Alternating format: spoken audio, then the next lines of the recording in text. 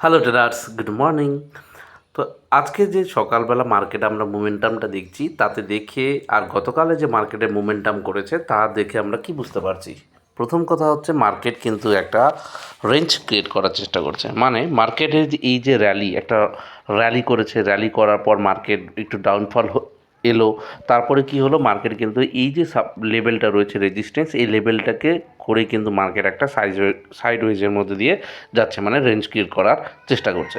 তো গতকালে দেখুন মার্কেট কিন্তু একটা ক্যান্ডেলে মার্কেটকে শেষ করে দিয়েছে, কারণ একটা ক্যান্ডেলে এত পরিমাণে যে মানে আপে গেছে যে প্রায় 200 থেকে 250-র উপরে একটা ক্যান্ডেলে কিন্তু কভার করে দিয়েছে।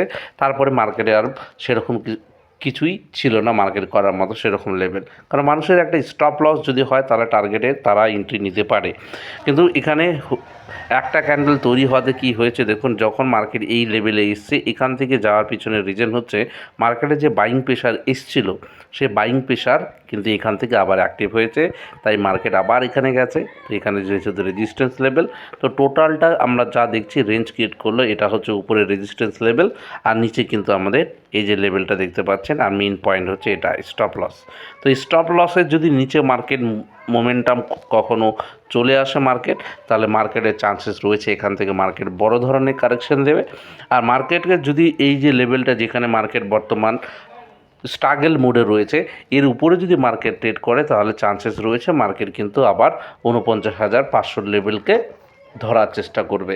তো মার্কেটের এই যে অ্যানালাইসিস আর এটাকেই বোঝার ক্ষমতাই হচ্ছে আমরা ট্রেডার। তাই আমরা কিন্তু চার্ট অ্যানালাইসিস করতে পারছি, আর সেটার কারণ হচ্ছে প্রাইস অ্যাকশনের মাধ্যমে। তো এইভাবেই আপনারা ট্রাই করতে থাকুন, তাহলে কি মার্কেটকে বোঝার সুবিধা হবে। আর প্রথম কথা হলো, মার্কেটে সবসময় অপরচুনিটি দেয় না, সেই অপরচুনিটির জন্য আপনাকে অপেক্ষায় থাকতে হয়। তো মার্কেট যখন আপনার জায়গাতে আসবে, আপনার লেভেলে আসবে, আপনি সেই মতো স্টপ লস লাগিয়ে টার্গেট সেট করে তারপর মার্কেটে এন্ট্রি নেবেন, তাহলেই দেখবেন প্রফিটেবল হওয়ার সংখ্যাটা বেড়ে যাবে দিনকে দিন।